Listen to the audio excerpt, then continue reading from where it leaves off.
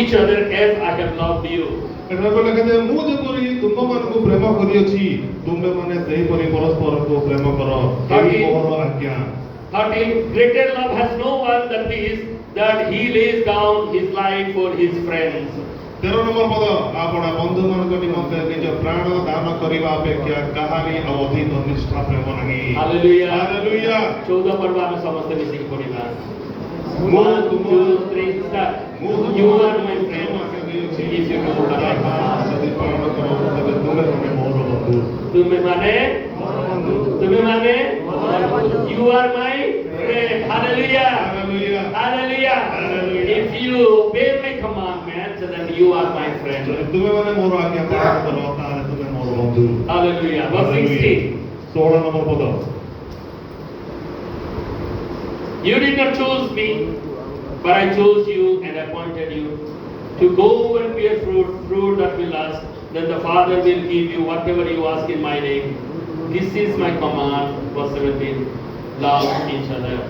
ତୁମେମାନେ ମୋତେ ମନୋନୀତ କରିନାହ କିନ୍ତୁ ମୁଁ ତୁମମାନଙ୍କୁ ମନୋନୀତ କରିଅଛି ଆଉ ତୁମେମାନେ ଯାଇ ଯେପରି ଫଳ ଉତ୍ପନ୍ନ କର ଓ ତୁମମାନଙ୍କର ଫଳ ସ୍ଥାୟୀ ହୁଏ ଏଥି ନିମନ୍ତେ ତୁମମାନଙ୍କୁ ନିଯୁକ୍ତ କରିଅଛି। ସେଥିରେ ତୁମେମାନେ ମୋ ନାମରେ ପିତାଙ୍କୁ ଯାହା କିଛି ମାଗିବ ସେ ତାହା ତୁମମାନଙ୍କୁ ଦେବେ। ତୁମେମାନେ ଯେପରି ପରସ୍ପରକୁ ପ୍ରେମ କର ଏଥି ନିମନ୍ତେ ମୁଁ ତୁମମାନଙ୍କୁ ଏ ସମସ୍ତ ଆଜ୍ଞା ଦେଉଅଛି। Verse 15. Everyone once again. ଆଉ 15 নম্বର 15 ପଦ ସମସ୍ତେ ମିଶିକି ପଢିବା। 15 verse 15 everyone we will read together. ସମସ୍ତେ 15 ପଦ ମିଶିକି ପଢିବା। Come on. 1 2 3 go. I know the Lord what you say. He was the servant does not know the master's business.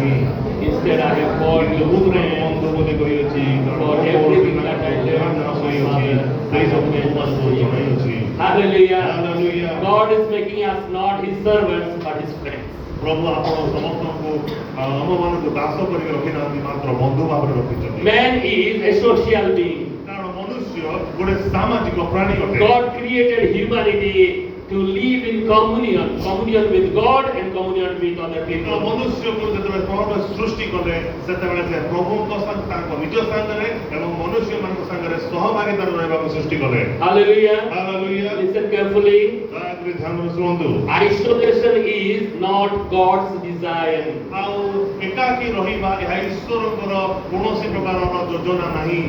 Isolation is not God's design. ଈଶ୍ୱରଙ୍କର design ବା ତାଙ୍କର ଯୋଜନାରେ ଏକାକୀ ପଣିଆର କୌଣସି ସ୍ଥାନ ନାହିଁ। We are thinking most of the time, I will live alone and I am enough. I am in comfortable zone and it is enough. Why to be friendly with others and why to bring problems? Why to be associated with others? Why to bring all kinds of mistakes and problems and sufferings? Better to stay alone and you save yourself. That is a wrong thing. It is against the biblical teaching. ଅନେକ ସମୟରେ ଲୋକମାନେ ଭାବନ୍ତି ମୁଁ ଏକାକୀ ରହିବାଟା ଭଲ କାରଣ ମୁଁ କାହିଁକି ଅନୁସାରେ ମିଶିବି ସମସ୍ୟା ଆଣିବି। କିନ୍ତୁ ମୋ ପ୍ରିୟ ବନ୍ଧୁଗଣ ଏକାକୀ ରହିବା ଏହା ଈଶ୍ୱରଙ୍କର କୌଣସି ଲକ୍ଷ୍ୟ ନୁହେଁ ବା କୌଣସି ଯୋଜନା ନାହିଁ। କାରଣ ପରମେଶ୍ୱର ଚାହାନ୍ତି ସମସ୍ତେ ସହଭାଗିତାରେ ରୁହନ୍ତୁ। So God created man as a social being to associate with others, to have relationship with God and relationship with other people. ଆଉ ଈଶ୍ୱର ସେଇଥିପାଇଁ ମନୁଷ୍ୟକୁ ଗୋଟେ ସାମାଜିକ ପ୍ରାଣୀ ଭାବରେ ସୃଷ୍ଟି କଲେ ଯେପରିକି ସେ ତାହାଙ୍କ ସଙ୍ଗରେ ଏବଂ ମନୁଷ୍ୟମାନଙ୍କ ସଙ୍ଗରେ ମିଶିକି ରହିବ। In the beginning, God created a very good friendship. ଆଉ ଆଦ୍ୟରେ ପ୍ରଭୁ ଗୋଟେ ଉତ୍ତମ ବନ୍ଧୁତ୍ୱକୁ ସ୍ଥାପନ କଲେ। But when sin came, ମାତ୍ର ଯେତେବେଳେ ପାପ ଆସିଲା it is divided in two ways. ଆଉ ସେତେବେଳେ ଏହାକୁ ଦୁଇ ଭାଗ କରିଦେଲା। The friendship, it is either going as a channel of grace or it is becoming a way for temptation. ଆଉ ଏଇ ଯୋଉ ପାପ ଆସିଲା ଏହା ହୁଏତ ଗୋଟେ ଅନୁଗ୍ରହ ଆଣିବା ପାଇଁ ଗୋଟେ ପଥ ଦେଖେଇବ ବା ଦେଖେଇଲା ବା ଈଶ୍ୱରଙ୍କ ଗୋଟେ ଯୋଜନା ଆମମାନଙ୍କ ଜୀବନରେ ପ୍ରକାଶ କଲା। Or another way is it will lead towards temptation. ଏବଂ ଅନ୍ୟ ଅର୍ଥରେ କହିବାକୁ ଗଲେ ଗୋଟେ ଅନ୍ୟ ଭାଗ ମଧ୍ୟ ଦେଖାଉଛି ଯେ ପ୍ରଲୋଭନରେ ପଡ଼ିବା। Listen carefully, Satan, he doesn't like we to be in God's will. କାରଣ ସବୁବେଳେ ମନେ ରଖନ୍ତୁ ଶୈତାନ କେବେ ଚାହେଁ ନାହିଁ ଈଶ୍ୱରଙ୍କ ଇଚ୍ଛାରେ ଆପଣମାନେ ରୁହନ୍ତୁ। Satan knows very well that he cannot dethrone Jesus Christ. କାରଣ ଶୈତାନ ବହୁତ ଭଲ ଭାବରେ ଜାଣିଛି ଈଶ୍ୱରଙ୍କୁ ସେ ଗାଦିଚ୍ୟୁତ କରିପାରିବ ନାହିଁ। And Satan he knows very well that he cannot do anything from the word of the Holy Spirit in our life. ଜୀବନରେ ପବିତ୍ର ଆତ୍ମାଙ୍କ କାର୍ଯ୍ୟକୁ ସେ ବନ୍ଦ ମଧ୍ୟ କରିପାରିବ ନାହିଁ। So he is making a way so in which way he will affect in our lives so that we will be away from godly life. ଏବଂ ସେ ଏପରି ଭାବରେ ଆମ ଜୀବନରେ ପ୍ରଭାବ ପକାଏ ଯେ ଯେମିତି ଆମେ ପରମେଶ୍ୱରଙ୍କ ଠାରୁ ନିଜକୁ ଦୂର କରିଦେବା। Friendship is very, very much godly, but Satan he likes to dilute or to bring it to distraction the word called friendship. ଆଉ ବନ୍ଧୁତ୍ୱ ଗୋଟେ ଭଲ ବିଷୟ ଅଟେ, କିନ୍ତୁ ଶୈତାନ ତାକୁ ସବୁବେଳେ ହାଲକା ବା ପାଣିଚିଆ କରିଦେଇଥାଏ ତାର ଯୋଜନା ସବୁ ମିଶେଇକିରି ଯେମିତିକି ତା ଈଶ୍ୱରଙ୍କ ଠାରୁ ଦୂରକୁ ଚାଲିଯିବ। Scripture always speaks about companionship. କାରଣ ଶାସ୍ତ୍ର ସବୁବେଳେ ସହଭାଗିତାକୁ ଗୁରୁତ୍ୱ ଦିଏ। People around us are becoming friendly to us and we are building up our friendship. ଆମେ ମାନେ ଯେଉଁମାନଙ୍କ ସଙ୍ଗରେ ବାସ କରୁଛୁ ତାହାଙ୍କ ସାଙ୍ଗରେ ଆମର ମାନେ ସମଭାବାପନ୍ନ ବନ୍ଧୁତ୍ୱ ସ୍ଥାପନ ଏହା ହେଉଛି ଈଶ୍ୱରଙ୍କ ଲକ୍ଷ୍ୟ। And friendship, it affects our way of worship. ଏବଂ ଏହି ସହଭାଗିତା ଆଉ ବନ୍ଧୁତ୍ୱ ଉପାସନାରେ ମଧ୍ୟ ପ୍ରଭାବ ପକାଇଥାଏ। So this is how very, very important a friendship is. ସେଇଥିପାଇଁ ବନ୍ଧୁତ୍ୱ ଗୋଟେ ବହୁତ ବଡ଼ ଗୁରୁତ୍ୱପୂର୍ଣ୍ଣ ବିଷୟ ଅଟେ। Because of which in many references Bible speaks to be aware of our friends whom we are choosing as our friends. ଆଉ ସେଥିପାଇଁ ବାଇବଲ ଆମକୁ ସବୁଦିନ ସାବଧାନ କରିଦେଇଥାଏ ଯେ ଆମେ କେମିତି ଭାବରେ ଆମର ବନ୍ଧୁମାନଙ୍କୁ ବାଛିବା। So friendship, it is fully godly and we are already involving in that reason of friendship. ଆଉ ବନ୍ଧୁତ୍ୱ ଗୋଟେ ସମ୍ପୂର୍ଣ୍ଣ ଭାବରେ ଶାସ୍ତ୍ର ଯୋଗ୍ୟ ବା ଶାସ୍ତ୍ର ଅନୁଯାୟୀ, କିନ୍ତୁ ଆମେ କେମିତି ସେଥିରେ ମିଶୁଛୁ ବା ଆମେ ସେଟା ଆମ ଜୀବନରେ କେମିତି ଉପଭୋଗ କରୁଛୁ ତାହା ମଧ୍ୟ ଆମ ଉପରେ ଦାୟିତ୍ୱ ଅଛି। So from the beginning until now, how friendship is, it is developed.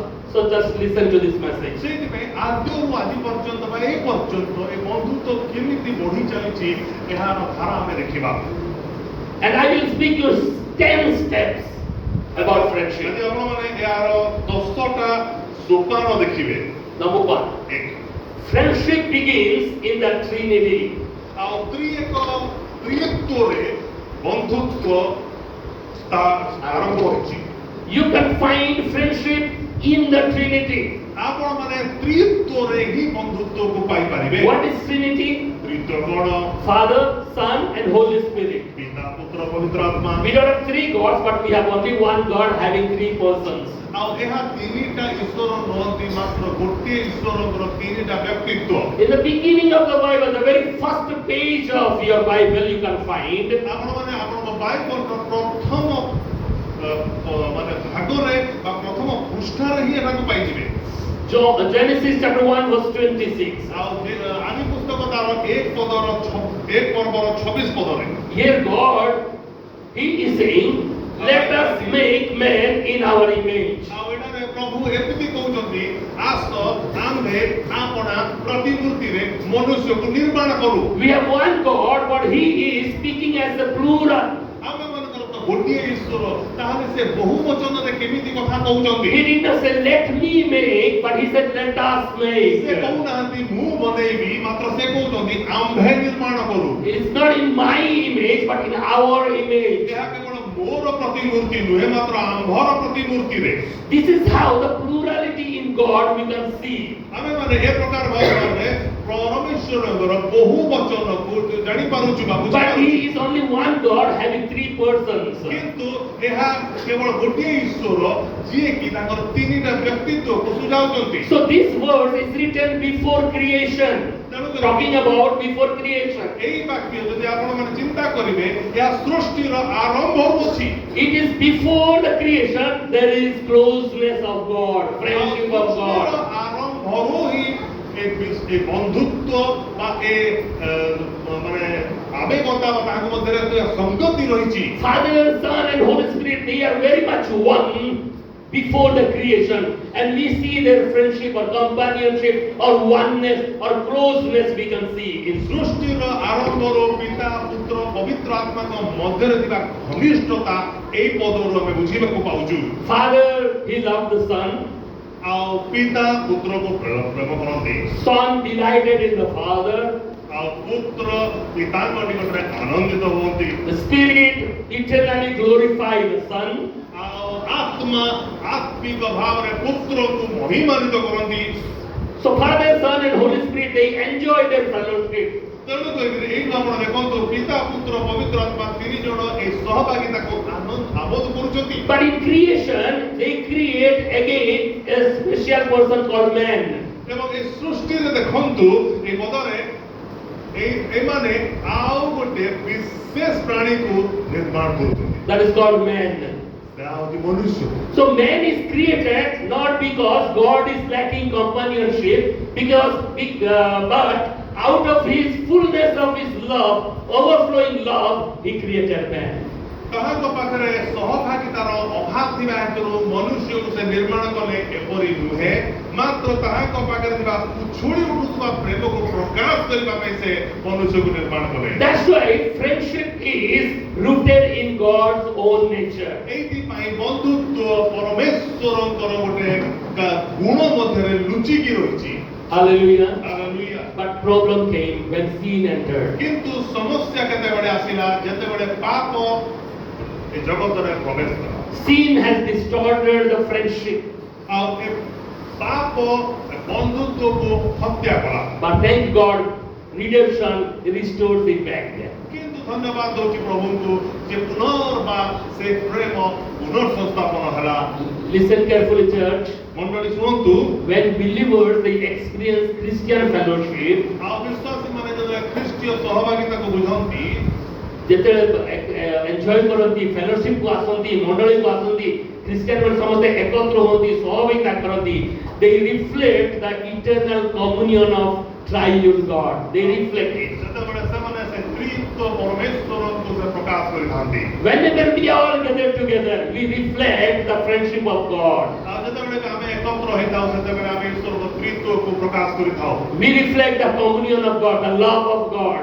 ଆମେମାନେ ସେତେବେଳେ ଈଶ୍ୱରଙ୍କ ପ୍ରେମକୁ ପ୍ରକାଶ କରିଥାଉ। This is how friendship is started from God. ଏଇଭଳିଆ ଭାବରେ ବନ୍ଧୁତ୍ୱ ଈଶ୍ୱରଙ୍କ ଠାରୁ ଆରମ୍ଭ ହୋଇଛି। It did not start because God never starts. ଆଉ ଏହା ଏପରି ନୁହେଁ କି ପରମେଶ୍ୱର ଆରମ୍ଭ କରିନଥାନ୍ତେ ଯଦି ଆରମ୍ଭ ହେଇନଥାନ୍ତା। ନାଇଁ ବନ୍ଧୁତ୍ୱଟା ଆରମ୍ଭ ହେଇନି କେବେ ବି, କାରଣ ଈଶ୍ୱର କେବେ ଆରମ୍ଭ ହୁଅନ୍ତି ନାହିଁ। ସେ ଆରମ୍ଭ ପୂର୍ବରୁ ସେ ଅଛନ୍ତି ମାନେ ଫ୍ରେଣ୍ଡସିପଟା ଆରମ୍ଭ ଅଛି। Hallelujah. Hallelujah. Hallelujah. This is what number one. ଏହା ଏକ ନମ୍ବର ପଦ। Friendship begins in the Trinity. ଆଉ ତ୍ରିତ୍ୱରେ ବନ୍ଧୁତ୍ୱ ସ୍ଥାପନ ହେଇଛି। Number two, ଦୁଇ, the first friendship Satan destroyed. ଆଉ ପ୍ରଥମ ବନ୍ଧୁତ୍ୱକୁ Shaitaan ଭାଙ୍ଗିଦେଲା। You know the story in the ବାଇବଲରେ Bible. ବାଇବଲରେ ଏ କାହାଣୀ ଭଲ। What happened in Genesis 3? ଆଉ ଆଦି ପୁସ୍ତକ ତାର 3 ଅଧ୍ୟାୟରେ କ'ଣ କହୁଛି? Adam and Eve, they sinned against God and the friendship broken. ଆଉ ଯେତେବେଳେ ଆଦମ ଆଉ ହବା ପରମେଶ୍ୱରଙ୍କ ବିରୁଦ୍ଧରେ ପାପ କଲେ ସେତେବେଳେ ସେମାନେ କ'ଣ ହେଲା ତାଙ୍କ ଠାରୁ ପରମେଶ୍ୱର ଦୂରତ୍ୱ ବା ତାଙ୍କର ବନ୍ଧନ ଅଲଗା ହେଇଗଲା। The fellowship is destroyed. ବନ୍ଧୁତ୍ୱ ଅଲଗା ହେଇଗଲା, Listen, ଭିନ୍ନ ହେଇଗଲା। listen here. Before the sin comes, ଆଉ ପାପ ଆସିବା ପୂର୍ବରୁ there was friendship with God. ଯେତେବେଳେ ଈଶ୍ୱରଙ୍କ ସାଙ୍ଗରେ ବନ୍ଧୁତ୍ୱ ଥିଲା, There was harmony between husband and wife, Adam and Eve. Adam ଆଉ ହବାଙ୍କ ମଧ୍ୟରେ ଗୋଟେ ଭଲ ସମ୍ପର୍କ ଥିଲା And there was peace with the creation. ଏବଂ ଶାନ୍ତି ଥିଲା।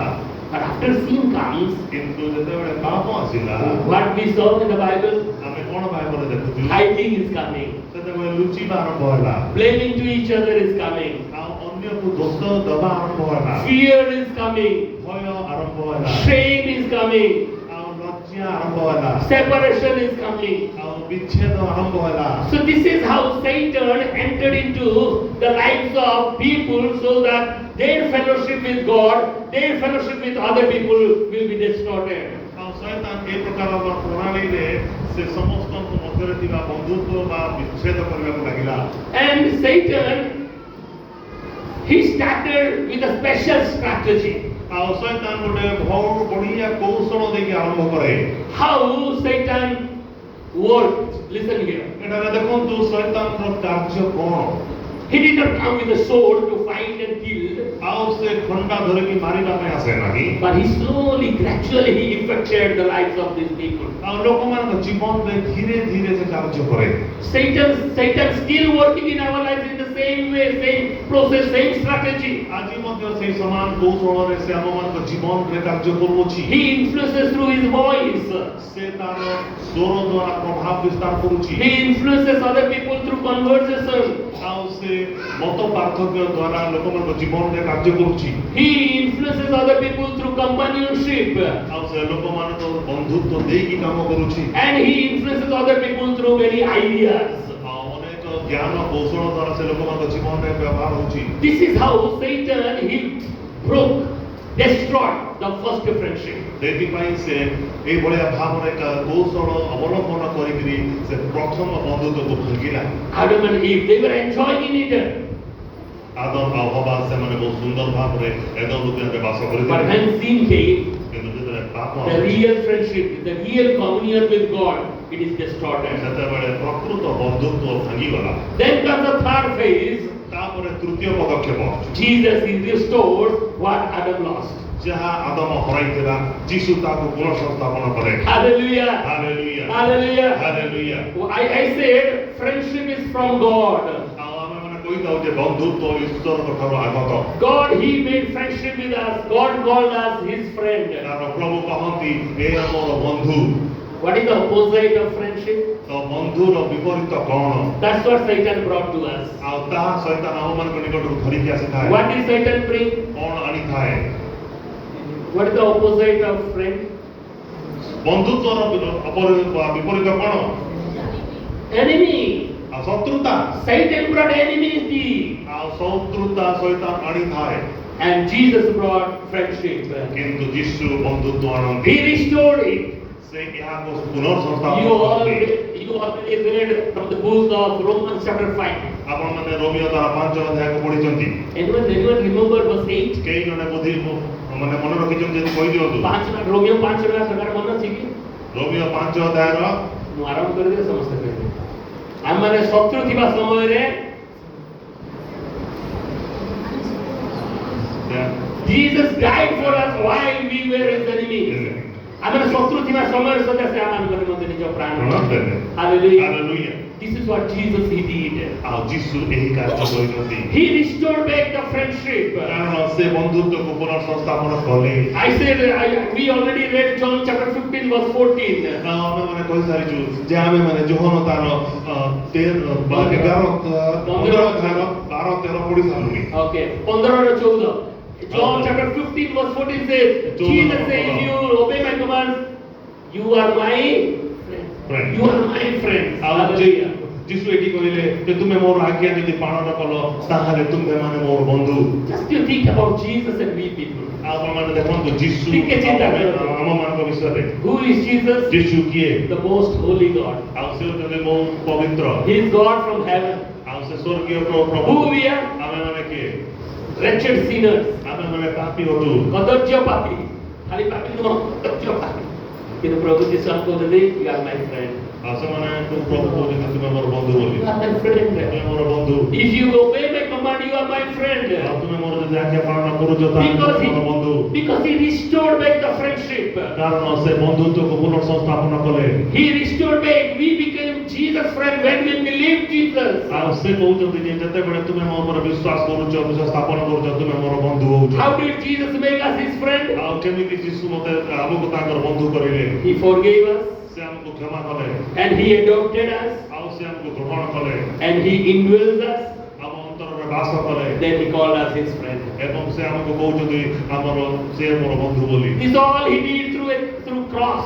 ଆଉ ଏ ସମସ୍ତ ସେ କୃଷ ଉପରୁ ସାଧନ କରିଛନ୍ତି। Those who are destroyed for them, that is foolishness. ଆଉ ଯୋଉମାନେ ଆଜି ବିନଷ୍ଟ ପାଉଛନ୍ତି ସେମାନଙ୍କ ନିମନ୍ତେ ଏହା ମୂର୍ଖତା। But my dear church, for us, it is the restoration of friendship with God. ମାତ୍ର ମୋ ପ୍ରିୟ ବନ୍ଧୁଗଣ ଏହା ହେଉଛି ପରମେଶ୍ୱରଙ୍କର ଆମମାନଙ୍କ ଜୀବନ ନିମନ୍ତେ ଏକ ପୁନଃସଂସ୍ଥାପନ। When we believe on Jesus, ଆମେ ଯେତେବେଳେ ଯୀଶୁଙ୍କ ଉପରେ ବିଶ୍ୱାସ କରୁ, when we come to the place called cross, ଆମେ ଯେତେବେଳେ କୃଷ ଭଳିଆ ଗୋଟେ ସ୍ଥାନ ନିକଟକୁ our ଆସିଥାଉ friendship is restored. ସେତେବେଳେ ଆମର ବନ୍ଧୁତ୍ୱ ପୁନର୍ବାର ଚାଳନ ହୋଇଯାଏ। When we go to heaven, ଯେତେବେଳେ ଆମେ ସ୍ୱର୍ଗକୁ ଯିବା, we are so much eager to go to heaven. ମାନେ ସ୍ୱର୍ଗକୁ ଯିବା ପାଇଁ ପ୍ରସ୍ତୁତ। So many people, they are eager to see golden paths in the heaven. ଆଉ ସେମାନେ ଭାବୁଛନ୍ତି ଯେ ସେ ସ୍ୱର୍ଗରେ ଗୋଟେ ସୁନାର ରାସ୍ତା ହେଇଥିବ। Because Bible is written. ଆଉ ବାଇବଲରେ Bible ବି ଲେଖା ହେଇଛି So that is not the main reason, my dear church. କିନ୍ତୁ ମଣ୍ଡଳୀ ଏହା ପୂର୍ଣ୍ଣ କାରଣ ନୁହେଁ। When we go to heaven ଯେତେବେଳେ ଆମେ ସ୍ୱର୍ଗକୁ ଯିବା with the full companionship with Christ, ଆମେ ମାନେ ଖ୍ରୀଷ୍ଟଙ୍କର ଗୋଟେ ସଙ୍ଗରେ ହିଁ ଆମେ ଯିବା। as a restored friend of God we will enter. ଆଉ ଗୋଟେ ପୁନଃ ଜାଗରଣ କରାଯାଇଥିବା ଈଶ୍ୱରଙ୍କ ଠାରେ ବନ୍ଧୁ ହୋଇକି ଆମେ ଯିବା। This is how Jesus restored the friendship. এই ପ୍ରକାର ଭାବରେ ଯୀଶୁ ଆମମାନଙ୍କର ବନ୍ଧୁତ୍ୱକୁ ପୁନର୍ଜାଗରଣ କରନ୍ତି। Number one, ଏକ ନମ୍ବର ବିଷୟ friendship started from God, triune God. ପ୍ରଥମ ହେଉଛି ଆପଣମାନେ ବୁଝିଲେ ବା ଦେଖିଲେ ଯେ ତ୍ରିତ୍ୱରୁ এই ବନ୍ଧୁତ୍ୱ ଆରମ୍ଭ ହୋଇଛି। Number two, ଦୁଇ the first friendship is distorted by Satan. ପ୍ରଥମ ବନ୍ଧୁତ୍ୱ ଶୈତାନ ଦ୍ୱାରା ଭାଙ୍ଗିଗଲା। And number three, ଏବଂ ତିନି number Jesus restored that friendship back. ଆଉ ଯୀଶୁ ପୁନଃ ସଂସ୍ଥାପନ କରିଲେ। And number four, ଏବଂ ଚାରି ନମ୍ବର ବିଷୟ Satan counterfeits the friendship. ଆଉ ଶୈତାନ ଏ ବନ୍ଧୁତ୍ୱକୁ ବିରୋଧ କରେ। ନକଲି କରି ଦିଏ, duplicate କରି ଦିଏ. Okay, it counterfeits the friendship. It makes it duplicate. The friendship word, it is becoming different when we are coming in reference to satanic activities. ଆଉ ଶୈତାନର କାର୍ଯ୍ୟକଳାପରେ ଯେତେବେଳେ ଆମେ ଚାଲୁ ସେତେବେଳେ ଏଇ ବନ୍ଧୁତ୍ୱ ଆମମାନଙ୍କ ନିମନ୍ତେ ଗୋଟେ ନକଲି ହେଇଯାଏ। When God gives us worship, Satan offers idolatry. ଆଉ ଯେତେବେଳେ ପ୍ରଭୁ ଆମକୁ ଉପାସନା ଦିଅନ୍ତି ସେତେବେଳେ ବା ଶିଖାନ୍ତି ସେତେବେଳେ ଶୈତାନ ଆମକୁ ପ୍ରତିମା ପୂଜା ଶିଖାଏ। When God gives us truth, Satan offers deception. ଆଉ ଯେତେବେଳେ ପ୍ରଭୁ ଆମକୁ ସତ୍ୟ ଦେଖାନ୍ତି ସେତେବେଳେ ଶୈତାନ ଆସିକି ଆମକୁ ଭ୍ରାନ୍ତ ମଧ୍ୟକୁ ନେଇଯାଏ। When God gives us friendship, Satan offers worldly companionship that slowly displaces Christ from our ଆଉ lives. ପ୍ରଭୁ ଯେତେବେଳେ ଆମକୁ ବନ୍ଧୁତ୍ୱ ଦେଖାନ୍ତି ସେତେବେଳେ ଶୈତାନ ମଧ୍ୟ ଆସିକି ଆମେ ଜଗତିକତା ମଧ୍ୟକୁ ଏମିତି ନେଇଯାଏ ଯେ ଆମକୁ ଲାଗେ ବନ୍ଧୁ ଭଳିଆ କିନ୍ତୁ ତାହା ବନ୍ଧୁ ନୁହେଁ। Someone read out James chapter 4 verse 4. ଆପଣମାନେ ପଢିପାରନ୍ତି ଯାକୋବ ତାର 4 ଅଧ୍ୟାୟର 4 ପଦକୁ।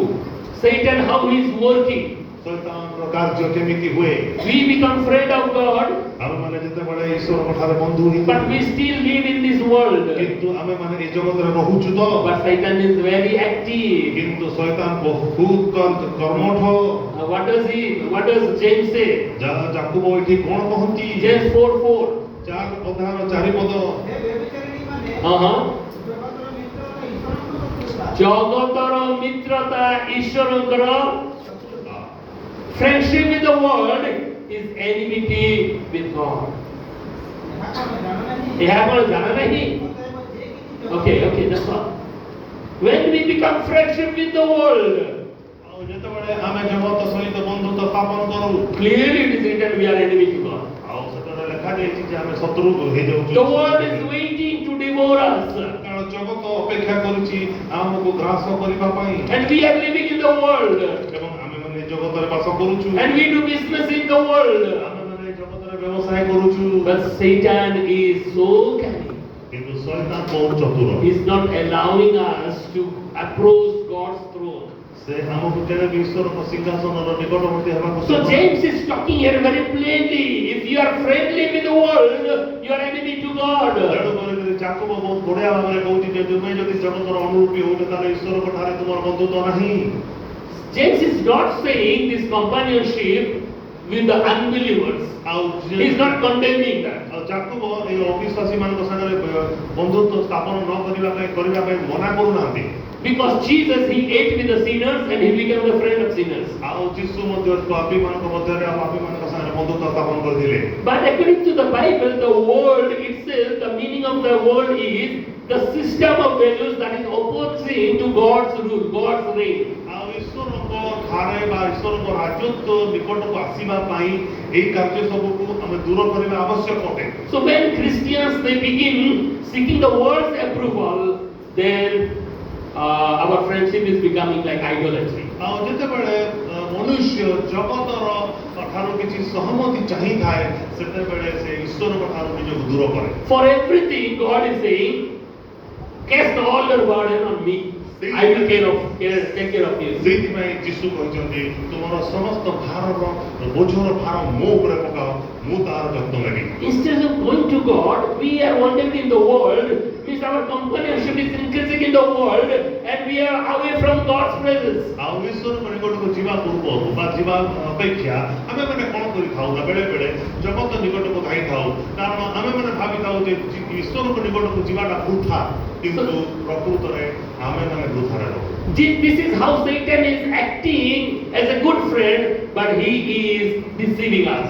ମାତ୍ର এই ପ୍ରକାର ଭାବରେ ଶୈତାନ ଆମଠାରେ ଗୋଟେ ଏଇଭଳିଆ ଚରିତ୍ରରେ ଉଭା ହୁଏ ଯେ ସେ ଆମକୁ ଲାଗେ ଯେ ସାହାଯ୍ୟ କରିବ ମାତ୍ର ପ୍ରକୃତରେ ତାହା ଏକ ଭ୍ରାନ୍ତ ଥାଏ। Number 5.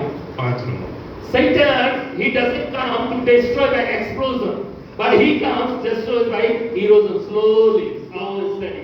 ଶୈତାନ କେବେ ବି ଆସିକି ଗୋଟେ ବଡ଼ ଧରଣର ବିସ୍ଫୋରଣ ଘଟେଇକିରି ଏସବୁ ବିଷୟ କରେ ନାହିଁ ମାତ୍ର ସେ କ୍ଷଣ ବହୁତ ସ୍ଲୋ ବହୁତ ଧୀର ସ୍ତରରେ ସେ ଆମର ଜୀବନରେ ଏହି ପ୍ରଭାବ ପକେଇଥାଏ। That's why it is written somewhere that don't wait, Satan comes like two horns and like a being tongue coming out. He's coming like angels sometimes. ଆଉ ବେଳେବେଳେ ଆପଣମାନେ ଏଇଟା ବିଷୟରେ ଶୁଣିଥାନ୍ତି ବା ଦେଖିଥାନ୍ତି ଆପଣ କିଏ କିଏ କହିଥାନ୍ତି ଯେ ଶୈତାନ କେବେ ବି ସିଂହ ଭଳିଆ କିମ୍ବା ଆପଣଙ୍କ ସାମ୍ନାରେ କୌଣସି ପ୍ରକାରର ଭୟଙ୍କର ଛବି ଧରିକି ଆସିବ ନାହିଁ ମାତ୍ର ସେ ଆପଣଙ୍କ ନିକଟକୁ ଏମିତି ଭାବରେ ରୂପ ନେଇକି ଆସିବ ଯେ ଆପଣମାନେ ଭ୍ରାନ୍ତ ହେଇଯିବେ। Listen carefully how Satan is working in us. ଆପଣମାନେ ବୁଝନ୍ତୁ ଯେ ଶୈତାନ ଆପଣଙ୍କ ଜୀବନରେ କେମିତି କାର୍ଯ୍ୟ କରୁଛି। He works very slowly. ତାର କାମ ବହୁତ ମାନେ ଧୀର। We cannot understand his strategy. ଆମେମାନେ ତାର କୌଶଳ ବୁଝିପାରିବା ନାହିଁ। And the book of Psalm chapter 1 verse 1, it is nicely explained. ଆଉ ଗୀତ ସଂଗୀତ ତାର ଏକ ଅଧ୍ୟାୟର ଏକ ପଦ ପୁରା ଏକ ବହୁତ ସୁନ୍ଦର କହିଛି। What is written without seeing your Bible? Bible ନ ଦେଖିକି କେହି ଗୀତ ସଂଗୀତ 1 ର 1 ଯେଉଁ ଦୁଷ୍ଟ ମାନଙ୍କ ମନ୍ତ୍ରଣାରେ 1 ନମ୍ବର ଚାଲେ ନାହିଁ, 2 ନମ୍ବର ପାପୀ ମାନଙ୍କ ମାର୍ଗରେ 3 ନମ୍ବର ନିନ୍ଦକ ମାନଙ୍କ ସଭାରେ ବସେ ନାହିଁ। Hallelujah. This is how Satan is working. How it starts? First, walking. Second, standing. Third, sitting. Hallelujah. Can you understand how he does? କେମିତି ସେ କାମ କରେ ଆପଣ ଜାଣନ୍ତି? Can anyone come? Raju come. I will show you. See, listen. ଆପଣ ଦେଖନ୍ତୁ How Satan is working. କେମିତି ଶୈତାନ କାମ କରେ। Satan is working. See. Shaitaan କେମିତି କାମ କରେ ଦେଖନ୍ତୁ। Raju is my friend. ବନ୍ଧୁ ଅଟନ୍ତି। Friendship is started from heaven. ଆଉ ସ୍ୱର୍ଗରୁ ଏ ସ୍ୱର୍ଗରେ friendship ଆରମ୍ଭ ହେଇଛି. Okay. So this friendship is good friendship. ଆଉ ଏହା ଏକ ଉତ୍ତମ ବନ୍ଧୁତ୍ୱ। Satan starts working in us. ଆଉ ଶୈତାନ ତାଙ୍କ ସାଙ୍ଗରେ କାମ କରୁଛି। So when we are working, ତ ଯେତେବେଳେ ସେ କାମ କରୁଛି we are talking very nicely. ଆଉ ସେମାନେ ବହୁତ ଭଲ ବହୁତ ବଢିଆ କଥା ହଉଛି। When Satan starts, ଯେତେବେଳେ ଶୈତାନ ଆରମ୍ଭ କରେ when walking becomes standing, ଆଉ ଯେତେବେଳେ ଚାଲିବାଟା ଠିଆ ଚାଲିବାଟା ଠିଆ ହେଇଯିବ କେତେବେଳେ ଜାଣିଛ? ଯେତେବେଳେ ବହୁତ ଇଣ୍ଟରେଷ୍ଟିଂ ଆସିଯିବ ଜାଣିନ ସିରିୟସ୍ କଥା ହେଇଗଲେ ଏମିତି ସେ ଚାଲିବାଟା ବି ବନ୍ଦ ହେଇଯିବ। ଏମିତି ହେଇଗଲା ହଁ ସତରେ ଆଉ ଚାଲିବାଟା ବି ନାହିଁ। ଯେତେବେଳେ ସେ କଥା ବେଶୀ କହିବ ସତରେ ଭଲସେ କଥାବାର୍ତ୍ତା ଏମିତିକି ସେମିତିକି ହଁ ସେମିତି ଖତମ ହେଇଗଲା ସବୁ ବୁଝିପାରିଲା ଆଉ ବୁଝିପାରିଲେ କେତେ ଜଣ ବୁଝିପାରିଲେ। This is how Satan starts. He starts walking. Walking means it's not so important, just walking. Little important comes that we stand. And very important, fully immersed fully, then we are sitting and we are very much companionship we are working in. ଆଉ ଏଟା ଆପଣ ବୁଝନ୍ତୁ ଯେତେବେଳେ ଚାଲୁଛନ୍ତି ଦୁଇ ଜଣ ସେତେବେଳେ ଏତେ ବଡ଼ କଥା ହୁଏନି। ଆରମ୍ଭ ହୁଏ ଯେତେବେଳେ ଠିଆ ହେଇଯାଆନ୍ତି ତାପରେ କିଛି ସମୟ ପରେ ବସି ପଡ଼ନ୍ତି ସେଇଟା ଗଭୀର ସମସ୍ୟା ଆଣିଥାଏ। This is how Satan works progressively. ଶୈତାନର ଅଗ୍ରଗତି ଏ ପ୍ରକାର ଭାବରେ ହୋଇଥାଏ। That's why from the beginning only Bible says don't walk, don't stand and don't sit. ସେଇଥିପାଇଁ ବାଇବଲ ପ୍ରଥମ ପଦରେ କହିଦେଇଛି ଚାଲ ନାହିଁ, ଠିଆ ହୁଅ ନାହିଁ, ବସ ନାହିଁ। ତମେ ଚାଲିବ ନାହିଁ ବୋଲେ ଆଉ ଠିଆ ବସିବା ଆସିବ ହିଁ ନାହିଁ। Hallelujah. Hallelujah. Satan, he has his own strategy, church. Shaitaan ତାର ନିଜର କୌଶଳ ଅଛି ମଣ୍ଡଳୀ। This is how Satan is catching people distorting people. ଏଇଭଳିଆ ଭାବରେ ଶୈତାନ ଲୋକମାନଙ୍କୁ କବଳିତ କରେ। Because we are living in the fallen world, many people, they observe themselves, slowly observe themselves with the value of this world, value that is around them, and they fall down. ଆମେମାନେ ପତିତ ଜଗତରେ ବାସ କରିଛୁ, ତେଣୁ କରିକି ସେ ଏହି ପତନର କାରଣ ଜାଣିଅଛି ଆଉ ଆମକୁ ସେ ପତନ ମଧ୍ୟକୁ ସେ ଠେଲିକି ନେବାକୁ ଜାଣିଛି। Then listen these few points. କିଛି ପଏଣ୍ଟ ଆପଣଙ୍କୁ How Satan is working. Shaitaan କେମିତି କାର୍ଯ୍ୟ କରେ। You examine yourself whether Satan started working in you or not. ନିଜକୁ ନିଜେ ଆପଣ ପରୀକ୍ଷା ପରୀକ୍ଷା କରିପାରିବେ। ଏବେ ମୁଁ ଯାହା ପଏଣ୍ଟ କହିଲି ଆପଣଙ୍କୁ ଶୈତାନ ଧରିଲାନି କି ନାହିଁ। ଓକେ, କେମିତି ଶୈତାନ କାମ କରେ, ଫ୍ରେଣ୍ଡସିପ୍ କୁ କେମିତି ହଇରାଣ କରିଦିଏ। How Satan he brings bad companion to us and it changes our lives. ଆଉ କେମିତି ଶୈତାନ ଆମମାନଙ୍କ ଜୀବନରେ ପୁରା ସଂଗତି ସବୁ ଆଣିଥାଏ ଆମକୁ ପରିବର୍ତ୍ତନ କରିବା ପାଇଁ। Prayer becomes less frequent. ପ୍ରାର୍ଥନା ବହୁତ କମ ହେଇଯାଏ। ଆଗରୁ ଯେତିକି ପ୍ରାର୍ଥନା କରୁଥିବୁ ଟିକେ ଟିକେ କମିଗଲା। ଜାଣି ରଖ କି ଫ୍ରେଣ୍ଡ ହେଇଗଲୁଣି ଶୈତାନର, ଚାଲିବାଟା ଆରମ୍ଭ ହେଇଗଲା। ଓକେ, ବୁଝିପାରିଲେ ସମସ୍ତେ? Prayer, if your prayer life becomes less frequent, you were praying frequently before, now the time has come down. Just think that Satan already started working. ଆପଣ ଯଦି ଆଗରୁ ବେଶୀ ପ୍ରାର୍ଥନା କରୁଥିଲେ ଆଉ ଏବେ ପ୍ରାର୍ଥନା ସମୟ ଆପଣଙ୍କୁ କମିଗଲାଣି, ଜାଣି ପକାନ୍ତୁ ଯେ ଶୈତାନ ଆପଣଙ୍କୁ ଧରି ସାରିଲାଣି। Scripture becomes less delightful. ଶାସ୍ତ୍ର ଆପଣଙ୍କୁ ଆଉ ମଜା ଲାଗୁନି। ଆନନ୍ଦ ଦେଇ ପାରୁନି। ଦୁଇ ପଦର କଣ ଲେଖା ଅଛି? ତାଙ୍କ ବ୍ୟବସ୍ଥାରେ ଯାହାର ଆମୋଦ ଥାଏ। ଆମୋଦ ମାନେ କଣ? ମସ୍ତ ଲାଗିବ, ଏନ୍ଜୟ ଲାଗିବ। ବାଇବେଲ ପଢାଟା ଏନ୍ଜୟ ଲାଗୁନି। ପଢିବା ନାମକୁ ଖାଲି ପଢିଦେବାର ଅଛି। ଟିକେ ପଢି ଦେଇକି ସାରି ଦିଅ, ନହେଲେ ଜଳଖିଆ ମିଳିବ ନାହିଁ ଘରେ, ହଁ କି ନାହିଁ? ବାଧ୍ୟକି ଖ୍ରୀଷ୍ଟିଆନ ଲୋକ ତ ଟିକେ ବାଇବେଲ ପଢି କରି ପ୍ରାର୍ଥନା କରିକି ଆମେ ବାହାରି ପଡିବା ଦିନ ଆରମ୍ଭ କରିବା। ବାଇବେଲ ପଢିବାଟା ଯଦି ଏନ୍ଜୟ ଲାଗୁନି, think Satan already started in you. Okay, number one, ପ୍ରାର୍ଥନା ଯେତେ କରୁଥିଲୁ ତାର ସମୟ ଯଦି କମିଗଲା, ଫ୍ରିକ୍ୱେନ୍ସି ଯଦି କମିଗଲା, already you are walking. ଆଉ scripture ବି not enjoyable, ବାଇବେଲ ପଢିବାଟା ଗୋଟେ ଆମୋଦ ଲାଗୁନି, ବୋଲେ ସେଠି ବି ଆପଣଙ୍କର I am very happy God has given me so good heart. Bible ଯେତେ କିଏ ପଠେଇଲେ ୟାର ସେଠୁ ହ୍ୱାଟ୍ସଆପରେ ଆସେ ନା, ମୁଁ ସବୁ ଛାଡ଼ିଦିଏ, ପ୍ରାୟ ପଢିବା ପାଇଁ ମୋତେ ଟାଇମ୍ ମିଳେ। କିନ୍ତୁ ଈଶ୍ୱରଙ୍କ ବାକ୍ୟ ଯୋଉଠି ଥିବ ବୋଲେ ସେ ବାକ୍ୟ କଣ ପଢିବି ହିଁ ପଢିବି। ସେ ଜହନ 3:16 ଥିଲେ ବି ମୁଁ ସେଠୁ ଫେର ପଢିବି, ଏତେ ଇଣ୍ଟରେଷ୍ଟ ନାହିଁ। ସୋ ତାହାଙ୍କ ବ୍ୟବସ୍ଥା ପ୍ରତି ଯାହାର ଆମୋଦ ଥାଏ, we should have ମାନେ enjoying spirit when it comes to the word of God. ଯେତେବେଳେ ଆମେ ଈଶ୍ୱରର ବାକ୍ୟକୁ ପଠନ କରୁ, ଆମେ ମାନେ ତାହାଙ୍କ ନିକଟବର୍ତ୍ତୀ।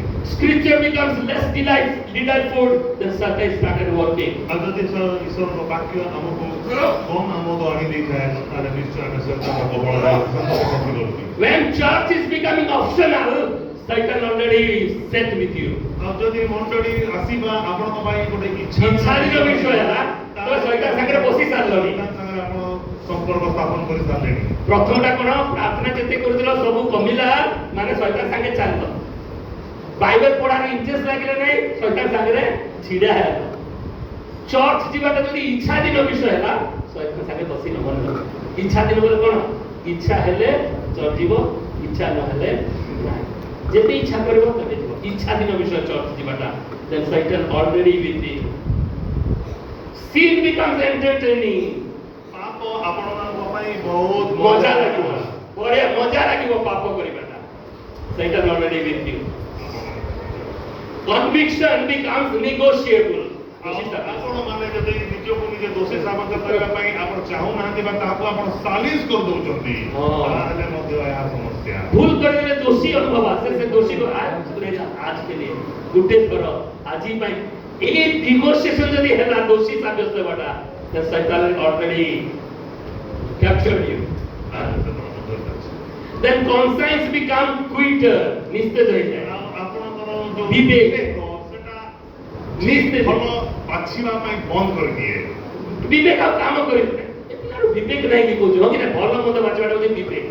ବିବେକ ଯଦି ବିବେକହୀନ ହେଇଯିବା, already Satan capture କରି ସାରିଲାଣି। That is why Paul says, Paul କହନ୍ତି, don't be deceived. ଭ୍ରାନ୍ତରେ ପଡ ନାହିଁ, ଭ୍ରାନ୍ତ ହୁଅ ନାହିଁ। Again and again Paul is saying, Don't be deceived. भ्रांत हुओ नहीं, Don't be deceived. भ्रांत हुओ नहीं। The greatest danger is not obvious wickedness, but it is subtle influence, on influence. ସବୁଠୁ ବଡ଼ ବିପଦ ଆପଣମାନଙ୍କ ଜୀବନରେ କିଛି ଗୋଟେ ବଡ଼ ଘଟଣା ନୁହେଁ, ମାତ୍ର ଅଳ୍ପ ଛୋଟ ଛୋଟ ବିଷୟ ଗୁଡାକ ଯଦି ଆପଣ ଆପଣଙ୍କ ଜୀବନରେ ଆଣୁଛନ୍ତି ତାହା ସବୁଠୁ ଗୁରୁତର। So what did we see? 5 points. ଆମେ ମାନେ ଯୋଉ 5ଟା ପଏଣ୍ଟ କଣ କଣ ଦେଖିଲୁ? Number 1, ଏକ friendships began with the triune God. ତ୍ରିତ୍ୱରୁ ବନ୍ଧୁତ୍ୱ ଆରମ୍ଭ। Number 2, 2 Satan distorted the first friendship. ପ୍ରଥମ ବନ୍ଧୁତ୍ୱକୁ Shaitaan ଭାଙ୍ଗିଦେଲା। Number 3, 3 Jesus restored back that broken one. ଯୀଶୁ ପୁନଃସଂସ୍ଥାପନ କଲେ। And 4, 4 Satan counterfeits the friendship. Shaitaan ଏ ବନ୍ଧୁତ୍ୱକୁ ନକଲି କରିଦେଉଛି। And number 5, 5 Satan is coming not like explosion but slow and steady means there is. That formula he applies. କୌଣସି ପ୍ରକାରରେ ବଡ଼ ଧରଣର ବିସ୍ଫୋରଣ ଘଟାଏ ନାହିଁ, ମାତ୍ର ଧୀରେ କରିକି କ୍ଷୟ କରିଦେଲେ ଯାଉଥାଏ। And number 6 is very important. Everyone listen carefully. 6 ନମ୍ବରଟା ବହୁତ ଗୁରୁତ୍ୱପୂର୍ଣ୍ଣ। बहुत गुरुत्वपूर्ण 6 नंबर ध्यान दियନ୍ତୁ. Even good friends can become instruments of Satan. ଭଲ ସବୁଠୁ ଉତ୍କୃଷ୍ଟ ବନ୍ଧୁ ମଧ୍ୟ ଶୈତାନର ଗୋଟେ ହାତର ଚାବିକାଠି ହେଇଯାଇଥାଏ। ଆମେ ଭାବୁଛେ ବଢିଆ ଲୋକ ଭଲ ଲୋକ ତା ସହିତ ମିଶିବି, ଭଲ ଲୋକ ମାନେ ମଧ୍ୟ ଶୈତାନ ହାତରେ ଅସ୍ତ୍ର ସଦୃଶ ହେଇଯାନ୍ତି। ବାଇବେଲରେ ମୁଁ କହିବି ଆଉ କାହା ସହିତ ତେବେ ସାଙ୍ଗ ହବୁ, ଏଇଟା ଗୋଟେ କ୍ୱେଶ୍ଚିନ୍ ଆସିବ। ତ ଜାଗ୍ରତ, we have to careful, you have to protect yourself. ନିଜକୁ ରକ୍ଷା କର, otherwise we will die, because even good friends also become big instrument in Satan's hand. ଶୈତାନର ହାତରେ ସବୁଠୁ ଭଲ ସାଙ୍ଗ ମଧ୍ୟ ହତିଆର ହେଇଯାଏ। Luke chapter 22 verse 31 says, ଲୁକ ଲିଖିତ ସୁସମାଚାର 22 ର 32 ପଦ। 31 ପଦ 31, Jesus is talking to Peter. ଯୀଶୁ ପିତରକୁ Peter Peter, ପିତର Satan already taken permission to sift you. Shaitaan ତୁମକୁ ଚଲେଇବା ପାଇଁ ମୋ ଠାରୁ ପରମିଶନ ନେଇଗଲାଣି ରେ ବାବା। Who is Peter? ପିତର କିଏ? Very close friend of Jesus. ଯୀଶୁଙ୍କ ସବୁଠୁ Who is Jesus for Peter? ଏବଂ ପିତରଙ୍କ ନିମନ୍ତେ ଯୀଶୁ କିଏ? Very close friend. ବହୁତ ଭଲ ସାଙ୍ଗ। Peter left everything and followed Jesus. ପିତର ତ ସବୁ କିଛି ଛାଡ଼ିକିରି ଯୀଶୁଙ୍କ ପଛକୁ ଆସିଥିଲା। For everything he is enjoying with Jesus. ଏବଂ ସବୁ କିଛି ଛାଡ଼ିକି ସେ ଯୀଶୁଙ୍କ ସାଙ୍ଗରେ ରହୁଥିଲା। He is walking on the water, he is enjoying. ଯେତେବେଳେ ପାଣିରେ ଚାଲିବା ପାଇଁ ମଧ୍ୟ ready, enjoy କରୁଛି। Then healing Lazarus' daughter, he is enjoying there. ଆଉ ଲାଜାରଙ୍କ ଝିଅକୁ ଯେତେବେଳେ ସୁସ୍ଥ କଲା ସେତେବେଳେ ବି ସେ ଥିଲା। In everywhere, Peter is there with Jesus. ଯୀଶୁଙ୍କର ପ୍ରତ୍ୟେକ ପଦକ୍ଷେପ ପ୍ରତ୍ୟେକ ସ୍ଥାନରେ ଯୀଶୁ ରହୁଥିଲା। Very good friendship. ବହୁତ ସୁନ୍ଦର ବନ୍ଧୁତ୍ୱ। But Jesus said, ଯୀଶୁ କହୁଛନ୍ତି Satan taken permission to sift you. Shaitaan ମୋଠୁ ପରମିଶନ ନେଇଗଲାଣି ତତେ ଚଲେଇବ। Hello? ରେଡି ରହ। Good friend, but becoming instrument in Satan's hand. ଭଲ ସବୁଠୁ ଭଲ ସାଙ୍ଗ ଘନିଷ୍ଠ ବନ୍ଧୁ ମଧ୍ୟ ଶୈତାନର ଫାନ୍ଦର ଶିକାର ହେବ। After saying this, within a few moments, he disowned 3 times Jesus. এই କଥା କହିବାର କିଛି କ୍ଷଣ ପରେ ସେ 3 ଥର ଯୀଶୁ ଅସ୍ୱୀକାର କଲା। I do not know who is that. ମୁଁ ଜାଣିନି ଯୀଶୁ କିଏ। I never know him. ଆରେ ମୁଁ ତାଙ୍କୁ ବିଲକୁଲ ଜାଣିନି। God swear I don't ଆରେ know ମୁଁ him. ପ୍ରଭୁଙ୍କ ନାମରେ ରାଣ ପକଉଛି ମୁଁ ଜାଣିନି ରେ ବାବା। This is what good friendship.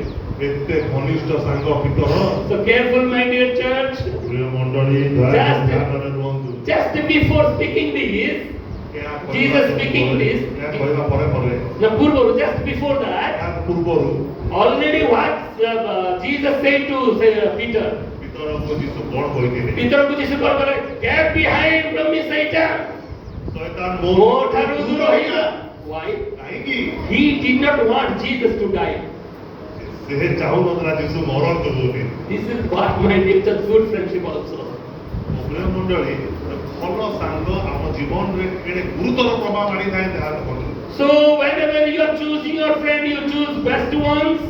ତ ସେଥିପାଇଁ ଯେତେବେଳେ ଆପଣ ଆପଣଙ୍କ ପାଇଁ ବନ୍ଧୁ ବାଛୁଛନ୍ତି ଭଲ ବାଛନ୍ତୁ। And good friends only Satan will use to destroy you.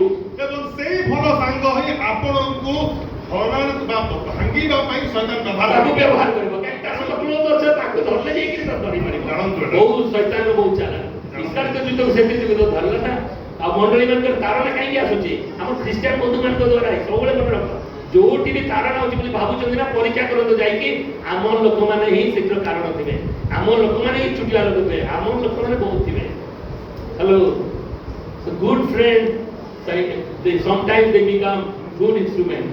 ଘନିଷ୍ଠ ବନ୍ଧୁ ମାନେ ହିଁ ଆପଣଙ୍କର ପତନ ବା ଆପଣଙ୍କର ପରୀକ୍ଷାର କାରଣ ହୁଅନ୍ତି। So this is how, my dear church, we have to be very careful when we are making friendship and walking with the friendship. ସେଥିପାଇଁ ମୋ ପ୍ରିୟ ମଣ୍ଡଳୀ, ଆପଣମାନେ ଯେତେବେଳେ ନିଜ ପାଇଁ ବନ୍ଧୁ ବାଛୁଛନ୍ତି, ସେଥିପାଇଁ ସେ ତାହା ବହୁତ ଜାଗ୍ରତ ଏବଂ ଧ୍ୟାନର ସହିତ ବାଛନ୍ତୁ। So someone to become instrument of Satan, he need not to be demon possessed. He might be a good friend of us. ଯଦି କେହି ଜଣେ ଶୈତାନର ହାତର ହତିଆର ହେଇଯାଇଛି, ସେ କୌଣସି ଭାବରେ ନିଜକୁ ଭୂତ ଭଳିଆ ଦେଖେଇବା ଦରକାର ନାହିଁ। ସେ ବହୁତ ସୁନ୍ଦର ଭାବରେ ଆପଣଙ୍କ ସାଙ୍ଗରେ ଆସିକି ବନ୍ଧୁତ୍ୱ ସ୍ଥାପନ କରିବ। So be careful whenever you are with your friends. ଆପଣମାନେ ଆପଣଙ୍କ ସାଙ୍ଗ ବା ବନ୍ଧୁ ସାଙ୍ଗରେ ଘନିଷ୍ଠତା ସମ୍ପର୍କ ସ୍ଥାପନ କରିବା ଆଗରୁ ଭାବନ୍ତୁ। Whenever someone is encouraging disobedience to you, be careful. ଆପଣଙ୍କୁ ଯଦି କେହି ବି ଅବାଧ୍ୟ ଆଡ଼କୁ ଟାଣି ନେଉଛି, ଜାଗ୍ରତ। Whenever someone is influencing you to not to pray or not to enjoy reading Bible or not to come to the church, you be careful. ଯଦି ଆପଣଙ୍କୁ କେହି ପ୍ରାର୍ଥନା ବା ଗିର୍ଜା ଆସିବା ଏବଂ ଶାସ୍ତ୍ର ପାଠରୁ ଦୂରରେ ରଖିବାକୁ ଚାହୁଁଛି, ଜାଗ୍ରତ। He may be a very good friend, godly friend, but be careful. ହେଇପାରେ ସେ ଗୋଟେ ଆପଣଙ୍କର ଘନିଷ୍ଠ ବନ୍ଧୁ ହେଇପାରେ, ଈଶ୍ୱର ପରାୟଣ ବ୍ୟକ୍ତି ହେଇପାରେ, କିନ୍ତୁ ଯଦି ସେ ଏଇ କାମ ଆପଣଙ୍କ ସାଙ୍ଗରେ କରୁଛି ବା କହୁଛି, This is what our 6th point is. Even good friends can be instrument in Satan's hand. 6 number point ଆମେ ଶିଖିଲୁ ଯେ ଆମର ଘନିଷ୍ଠ ବନ୍ଧୁ ବି ଶୈତାନର ହାତର ହତିଆର। Number 7, Jesus is the friend who never changes. ଯୀଶୁ ହିଁ ଏକମାତ୍ର ବନ୍ଧୁ, ସେ ଅପରିବର୍ତ୍ତନୀୟ। Hallelujah. Always he remains faithful. ସେ ସବୁବେଳେ ଆଜି ଆମେ ଗାଇଲୁ ବିଶ୍ୱାସ ଯୋଗ୍ୟ। Hallelujah. Our earthly friends, they fluctuate. ଆମର ଜାଗତିକ ବନ୍ଧୁ ମାନେ ଇଆଡେ ସିଆଡେ Hostile ହେଇଯିବେ. But Jesus, he stands with us. ଆଉ ଯୀଶୁ କିନ୍ତୁ ସବୁବେଳେ ପାଇଁ ସବୁ ଭରସା। Jesus, he remains constant. ଆଉ ସେ ହେଉଛନ୍ତି ପୁରା ଗୋଟେ ସଠିକ ଗୋଟେ ଜାଗାରେ। Earthly friends, they may disappoint us, but Christ remains faithful always. ଆଉ ଯଦି ବି ଜାଗତିକ ବନ୍ଧୁ ମାନେ ଆମକୁ ହତାଶ କରିଦେବେ, ମାତ୍ର ଯୀଶୁ ଆମକୁ କେବେ ବି ପରିତ୍ୟାଗ କରନ୍ତି ନାହିଁ। People, they may abandon us, but Jesus always pursues us. ଆଉ ଯଦି ଜଗତ ଆମକୁ ଅଦରକାରୀ ଭାବେ ପକେଇ ଦିଏ, କିନ୍ତୁ ଯୀଶୁ ସବୁବେଳେ ଆମକୁ ନିଜର କରି ରଖନ୍ତି। Hallelujah. Hallelujah. People, they may forget us, but Jesus, he is interceding for us. ଆଉ ଯଦି ବି ଲୋକମାନେ ଆମକୁ ଭୁଲି ଯାଆନ୍ତି, କିନ୍ତୁ ଯୀଶୁ ସବୁବେଳେ ଆମ ପାଇଁ ନିବେଦନ କରୁଥାନ୍ତି। The Hebrew writer says, every ପୁସ୍ତକର ଲେଖକ ଏପରି କହନ୍ତି, he always lives to make his intercession for his people. ସେ ସବୁବେଳେ ବା ନିରନ୍ତର ଆପଣା ଲୋକମାନଙ୍କ ନିମନ୍ତେ ନିବେଦନ କରୁଛନ୍ତି। You know, our best friend Jesus still standing beside the Father and he's interceding on behalf of us. He's praying for us. ଆମର ସବୁଠୁ ଉତ୍ତମ ଉତ୍କୃଷ୍ଟ ବନ୍ଧୁ ସେ ପିତାଙ୍କ ଦକ୍ଷିଣ ପାର୍ଶ୍ୱରେ ଠିଆ ବସିକିରି ଆମମାନଙ୍କ ନିମନ୍ତେ ନିରନ୍ତର ନିବେଦନ କରି ଚାଲିଛନ୍ତି। When there is earthly friendship, they may fail, but Jesus never fails. ଯଦି ଏ ଜାଗତିକ ବନ୍ଧୁମାନେ ବିଫଳ ହେଇଯାଇ ପାରନ୍ତି, ମାତ୍ର ଯୀଶୁ କଦାପି ନୁହଁ। No human friendship compares with our Jesus. ଏ ଜାଗତିକ ବନ୍ଧୁତ୍ୱ କେବେ ବି ଯୀଶୁଙ୍କ ସାଙ୍ଗର ବନ୍ଧୁତ୍ୱ ସାଙ୍ଗରେ ତୁଳନା ହେଇପାରିବ ନାହିଁ। When every earthly support fails, Jesus Christ he remains with us. ଯେତେବେଳେ ସମସ୍ତ ଜଗତର ମାନବୀୟ ଅବଲମ୍ବନ ସବୁ ଆମଠାରୁ ଦୂରକୁ ଚାଲିଯାଏ, ମାତ୍ର ଯୀଶୁ ଆମକୁ ସ୍ୱର୍ଗୀୟ ସାହାଯ୍ୟ ସହାୟତା ନିମନ୍ତେ ତାଙ୍କ ହାତ ପାଆନ୍ତି। Number 8. Number 8, Christian friendship is a means of grace. ଆଉ ଖ୍ରୀଷ୍ଟୀୟ ବନ୍ଧୁତ୍ୱ ଅନୁଗ୍ରହ ଉପରେ ସ୍ଥାପନ କରାଯାଇଛି। Hallelujah. Hallelujah. When we have Christian friendship, grace should flow through us. ଆମେମାନେ ଯେତେବେଳେ ଖ୍ରୀଷ୍ଟିଆନ ବନ୍ଧୁତ୍ୱରେ ମଧ୍ୟରେ ବାସ କରୁ ବା ବନ୍ଧୁ ବାନ୍ଧୁ, ଏହା ସବୁବେଳେ ଅନୁଗ୍ରହ ଆଣି ଦେଇଥାଏ। Church is not only merely one organization, but it is a covenant family of God. ଏହା କେବଳ ମଣ୍ଡଳୀ ଗୋଟେ ଅନୁଷ୍ଠାନ ନୁହେଁ, ମାତ୍ର ଈଶ୍ୱରଙ୍କର ନିୟମ ଅଟେ। You know, biblical friendship, ଆପଣମାନେ ଜାଣନ୍ତି ବାଇବଲ ସମ୍ବନ୍ଧୀୟ ବାଇବେଲ ସମ୍ବନ୍ଧୀୟ ବନ୍ଧୁତ୍ୱଟା କଣ ଦେଖନ୍ତୁ 4-5ଟା point. Biblical friendship includes exhortation. Bible ସମ୍ବନ୍ଧୀ ବାଇବଲ ଆଧାରିତ ବନ୍ଧୁତ୍ୱ ହଉଛି ସବୁବେଳେ ଉଚ୍ଚକୃତ କରିବା ଉପଦେଶ ଦେବ। Hebrews chapter 3 verse 13. ଏଭରି 3:13 ପଦ। And biblical friendship encourages. ଆଉ ଏହା ପୁନର୍ବାର ଅନ୍ୟକୁ ଉତ୍ସାହ ପ୍ରଦାନ କରେ। 1 Thessalonians 5:11. ପ୍ରଥମ ଥେସଲୋନିକ 5:11। Biblical friendship confesses. ଆଉ ବାଇବଲର ବନ୍ଧୁତ୍ୱ ସବୁବେଳେ ନିଜର ସ୍ୱୀକାର କରିବାକୁ ନିଜକୁ ସ୍ୱୀକାର କରିବାକୁ ବା ପାପ ସ୍ୱୀକାର କରିବାକୁ ପ୍ରବର୍ତ୍ତାଏ। James 5:16. ଯାକୋବ 5:16। And biblical friendship it restores back. ଏବଂ ବାଇବଲ ଆଧାରିତ ବନ୍ଧୁତ୍ୱ ପୁନଃସଂସ୍ଥାପନ ବିଷୟରେ ବେଶୀ ଗୁରୁତ୍ୱ ଦିଏ। Galatians 6:1. ଗାଲାତୀୟ ପୁସ୍ତକ ତାର 6:1 ପଦ। And biblical friendship bears burden of each other. Bible ଆଧାରିତ ବନ୍ଧୁତ୍ୱ ବୋଝ ଆଣି ଦେଇଥାଏ। ନାଇଁ ବୋଝ ବୋଇଥାଏ ଅନ୍ୟର ବୋଝକୁ ବୋଝ ବୋଇଥାଏ। ହୋଇଥାଏ। Galatians 6:2. ଗାଲାତୀୟ 6:2 ପଦ। Once again I am repeating. ଆଉ ଥରେ କହୁଛି Biblical friendship includes ଆଉ ବାଇବଲ ଆଧାରିତ ବନ୍ଧୁତ୍ୱ Hebrews 3:13 says it exhorts us. They exhort us. Every 3:13 କହେ ଏହା ଉପଦେଶ ଦେଇଥାଏ। 1 Thessalonians 5:11 they encourage. ପ୍ରଥମ ଥେସଲୋନିକ 5:13 ତାହା 5:11 ଉତ୍ସାହ ପ୍ରଦାନ କରେ। James 5:16 brings confession. They confess. ଯାକୋବ 5:16 ସେ ସ୍ୱୀକାର କରିବା ପାଇଁ ପ୍ରବର୍ତ୍ତାଏ। Galatians 6:1 restores. ଆଉ ଗାଲାତୀୟ 6:1 ଏହା ପୁନଃସଂସ୍ଥାପନ କରେ। Galatians 6:2 bearing burdens of each other. ଆଉ ବୋଝ ବୋହିବାରେ ସାହାଯ୍ୟ କରେ। ଗାଲାତୀୟ 6:2। My church, ମଣ୍ଡଳୀ friendship means encouraging each other, growing each other, walking together, having fellowship to each other. Fellowship ବନ୍ଧୁତ୍ୱ ଏପରି ଭାବେ ବାଇବଲ ଆଧାରିତ ବନ୍ଧୁତ୍ୱ এই ବିଷୟକୁ ଆପଣଙ୍କୁ ଶିଖାଏ ଯେ କିପରି ଏକତ୍ର ଚାଲିବା, ଏକତ୍ର ବୋଝ ବୋହିବା ଏବଂ ଏକତ୍ର ଆପଣ ବାସ କରିବା। When we unite together, ଆଉ ଯେତେବେଳେ ଆମେମାନେ ଏକତ୍ର ବାସ କରୁ ବା ଏକତ୍ର ହଉ, sometimes God speaks through our friend. ଆଉ ବେଳେବେଳେ କ'ଣ ହୁଏ ନା ପ୍ରଭୁ ଆମର ବନ୍ଧୁମାନଙ୍କ ଦ୍ୱାରା ଆମକୁ କଥା କହିଥାନ୍ତି। Sometimes God gives answers, our prayers answered through our friend. ଆଉ ବେଳେବେଳେ ଆମର ବନ୍ଧୁମାନଙ୍କର ଘରୁ ଆମମାନଙ୍କ ନିମନ୍ତେ ପ୍ରଭୁ ଉତ୍ତର ଦେଇଥାନ୍ତି। Sometimes our friend they rebuke us falling in the pit. From the falling in the pit. ପୂର୍ବରୁ ଲୋକ ଆମର ବନ୍ଧୁମାନେ ଆମକୁ ଚେତାଇ ଦେଇଥାନ୍ତି। That is how it is so much important to have Christian friendship because grace is flowing through them. କାରଣ Bible ଆଧାରିତ ବନ୍ଧୁତ୍ୱରେ ଅନୁଗ୍ରହ ପ୍ରବାହିତ ହୋଇଥାଏ। And number 9, number Christ must be our closest friend. ଖ୍ରୀଷ୍ଟ ଆମର ଘନିଷ୍ଠ ବନ୍ଧୁ ହେବା ଆବଶ୍ୟକ। So when you got up in the morning, ଯେତେବେଳେ ଆପଣମାନେ ସକାଳେ ଆପଣଙ୍କ ଆଖି ଖୋଲେ, you send greetings to your friend, happy friendship day. ଆପଣମାନେ ସେତେବେଳେ ଆପଣଙ୍କ ସାଙ୍ଗମାନଙ୍କୁ କହିଥାନ୍ତି ଯେ ଆଜି happy friendship day. Did you say to your best friend Jesus? ଯୀଶୁଙ୍କୁ କ'ଣ ଆପଣ କହିଛନ୍ତି କି? He is our best friend. କାରଣ ସେ ଆମର ସବୁଠୁ ଘନିଷ୍ଠ ବନ୍ଧୁ। Jesus is our best friend. ଯୀଶୁ ଆମର ଘନିଷ୍ଠ ବନ୍ଧୁ। You can see in the history many friendship lost, but the friendship of Jesus never lost. ଇତିହାସ ଯଦି ଆପଣ ଦେଖିବେ ତାହେଲେ ଅନେକ ଗୁରୁତ୍ୱପୂର୍ଣ୍ଣ ବନ୍ଧୁତ୍ୱ ନଷ୍ଟ ହୋଇଯାଇଛି, ମାତ୍ର ଈଶ୍ୱରଙ୍କ ସହିତ ବନ୍ଧୁତା କେବେ ବି ନଷ୍ଟ ହୁଏ ନାହିଁ। And most of the time when we are very close to Jesus, many good friends they abandon us. ଯେତେବେଳେ ଆମେ ଖ୍ରୀଷ୍ଟଙ୍କ ସହିତ ମଧ୍ୟ ସଂଯୁକ୍ତ ହେଇଯାଉ ସେତେବେଳେ ଆମର ବହୁତ ଭଲ ଭଲ ସାଙ୍ଗମାନେ ଆମଠୁ ଦୂରେଇ ଯାଆନ୍ତି। ଆପଣ ଜାଣିଛନ୍ତି କି କେତେ ଜଣଙ୍କ ସାଙ୍ଗରେ ଭଲ ସାଙ୍ଗ ହେଲେ ଆମର ଆଉ ଗୋଟେ ସାଙ୍ଗ ତା ସହିତ ବେଶୀ ମିଶିଗଲେ ବୋଲି ସେ ଧୀରେ ଯିବ ଆମର ହିଂସା ହେଇକି। ଜାଣିଛନ୍ତି କି ନାହିଁ, ଏକ୍ସପିରିଏନ୍ସ ଅଛି କି ନାହିଁ? ଆମେ ଭଲ ସାଙ୍ଗ ଥିବୁ, ଆଉ ଜଣଙ୍କ ସାଙ୍ଗ ସହିତ ଟିକେ ବେଶୀ ସମ୍ପର୍କ ହେଇଗଲା ବୋଲେ ସେ ଆମକୁ ଛାଡ଼ିକି ପଳେଇବ। ମୁଁ ଏତେ ସୁନ୍ଦର ସାଙ୍ଗ ଥିଲି, ମତେ ଛାଡ଼ି ତାଠି ବେଶୀ ସାଙ୍ଗ ହେଲା। ସେମିତି ହୁଏ ଯେତେବେଳେ ଯୀଶୁଙ୍କ ସହିତ ବେଶୀ ସମ୍ପର୍କ ହଉ, ଆମର ଅନ୍ୟ ସାଙ୍ଗମାନେ ଛାଡ଼ି ଚାଲିଯାଆନ୍ତି, ମାନେ ମନେ ରଖ they are not good friends. କାରଣ ଯୀଶୁଙ୍କ ସହିତ ସଙ୍ଗତି ସେମାନେ ପସନ୍ଦ କରୁନାହାନ୍ତି।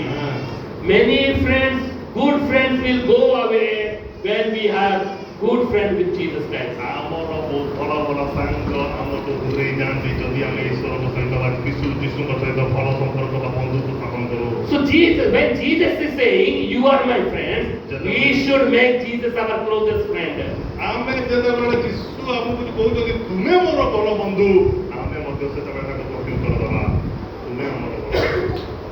Let Christ be a good friend of every one of you. ଖ୍ରୀଷ୍ଟ ଆମ ସମସ୍ତଙ୍କର ଭଲ ବନ୍ଧୁ ହୁଅନ୍ତୁ। Many good friends they may abandon us. Don't worry about that. ଭଲ ଭଲ ସାଙ୍ଗମାନେ ଆପଣଙ୍କୁ ଛାଡ଼ିଦେବେ, ଚିନ୍ତା କରନ୍ତୁ। But at the same time, Christ encourages us to be friendly with all the non-believers. ମାତ୍ର ଖ୍ରୀଷ୍ଟ ଆମକୁ ସେତେବେଳେ ସବଳ କରନ୍ତି ଅନେକ ଅବିଶ୍ୱାସୀମାନଙ୍କ ସାଙ୍ଗରେ ବନ୍ଧୁତ୍ୱ ସ୍ଥାପନ କରିବା ପାଇଁ। God encourages us to show love to unbelievers. ଆଉ ପ୍ରଭୁ ଆମମାନଙ୍କୁ ଏପରି ଭାବରେ ଡିଜାଇନ୍ ବନାନ୍ତି ଯେ ଆମେ ଅନ୍ୟ ବିଜାତି ବନ୍ଧୁମାନଙ୍କୁ ଯେପରି ଆମର ପ୍ରେମ ଦେଖେଇ ପାରୁ, To pray for the unbelievers. ତାଙ୍କ ପାଇଁ ପ୍ରାର୍ଥନା କରିପାରୁ, To serve them. ତାଙ୍କୁ ସେବା କରିପାରୁ And to become witness of the gospel for them. ଏବଂ ତାଙ୍କ ପାଇଁ ସୁସମାଚାର ସମ୍ବନ୍ଧରେ ସାକ୍ଷୀ ଦେଇପାରୁ। Jesus speaks in the book of John. ଯୌବନ ଲିଖିତ ସୁସମାଚାର Jesus says, ଯୀଶୁ କହନ୍ତି all those who believe in Jesus, they are in the world but not of the world. ଯୋଉମାନେ ତାଙ୍କ ସାଙ୍ଗରେ ବନ୍ଧୁତା ସ୍ଥାପନ କରୁଛନ୍ତି ସେମାନେ ଏ ଜଗତର ନାହାନ୍ତି, ଆଉ ମାତ୍ର ଜଗତରେ ଜଗତରେ ରହନ୍ତି। ମନେ ରଖନ୍ତୁ, ଜଗତରୁ ଆପଣମାନେ ନୁହନ୍ତି କିନ୍ତୁ ଜଗତରେ ଆପଣମାନେ ରହିଛନ୍ତି। Hallelujah. We belong to Christ. Keep it in your mind, my dear church. ଖ୍ରୀଷ୍ଟଙ୍କର ନିଜ ମନରେ ରଖି ପକାନ୍ତୁ। And withdrawal is not the answer always. ଏବଂ ଏଇ ଜଗତକୁ ଆପଣ ସବୁବେଳେ ଉତ୍ତର ଦେବା ଦରକାର ବି ନାହିଁ। Now withdrawal is not the answer always. ଆପଣମାନେ ଯଦି ସେଠୁ ବାହାରି ଯାଉଛନ୍ତି ଦୂରେଇ ଯିବାଟା ଭଲ answer ନୁହଁ। ଜଗତରେ ରହିବା, but we will be the witness of Jesus. ମାତ୍ର ଜଗତରେ ରହିକରି ସାକ୍ଷ୍ୟ ବହନ କରିବା, The faithful witness of God. ଗୋଟେ ବିଶ୍ୱସ୍ତ ସାକ୍ଷୀ। When Christ is with us, we can influence very nicely. ଯଦି ଖ୍ରୀଷ୍ଟ ଆମ ସହବର୍ତ୍ତୀ ତାହେଲେ ଆମେ ଅଧିକ ପ୍ରଭାବିତ କରିପାରିବା। So my dear church, friendship is so important in our lives. ଆମମାନଙ୍କ ଜୀବନରେ ମୋ ପ୍ରିୟ ମଣ୍ଡଳୀ ବନ୍ଧୁତ୍ୱ ବହୁତ ଗୁରୁତ୍ୱପୂର୍ଣ୍ଣ। Last 10 number, 10 number it is conclusion. ଉପସଂହାରକୁ ଯିବା। Listen carefully to the conclusion. ଉପସଂହାର କ'ଣ? The gospel presents every person with two friendship. ସୁସମାଚାର ସବୁବେଳେ ଦୁଇ ପ୍ରକାର ବନ୍ଧୁତ୍ୱ ଆମକୁ ଦେଖାଇ। How many friends we have? ଆମର କେତେ ପ୍ରକାର ବନ୍ଧୁ ଅଛନ୍ତି? Two friends. ଦୁଇ। Number one, ଏକ friendship with the world. ଜଗତ ସଙ୍ଗରେ ବନ୍ଧୁତା, Or number two, friendship with Christ. ଖ୍ରୀଷ୍ଟଙ୍କ ସଙ୍ଗରେ ବନ୍ଧୁତା। Friendship with the world leads to death. ଜଗତ ସଙ୍ଗରେ ବନ୍ଧୁତା ମୃତ୍ୟୁ ଆଡ଼କୁ ନେଇଯିବ। But friendship with Jesus Christ brings to eternal life. କିନ୍ତୁ ଈଶ୍ୱରଙ୍କ ସହିତ ବନ୍ଧୁତା ଆପଣଙ୍କୁ ଅନନ୍ତ ଜୀବନ ଆଡ଼କୁ ଟାଣି ନେବ। The world may promise acceptance but cannot forgive your sin. ଜଗତ ଆପଣଙ୍କୁ ବହୁ ବଢିଆ ଭାବରେ ଆଲିଙ୍ଗନ କରିପାରିବ, ମାତ୍ର ଆପଣଙ୍କ ପାପ କ୍ଷମା କରିପାରିବ ନାହିଁ। The world offers pleasure but cannot conquer death. ଆଉ ଏହା ଆପଣଙ୍କୁ ଆମୋଦ ଦେଇପାରେ କିନ୍ତୁ ମୃତ୍ୟୁ ଉପରେ ଅଧିକାର ଦେବ ନାହିଁ। And the world celebrates until we are following Christ.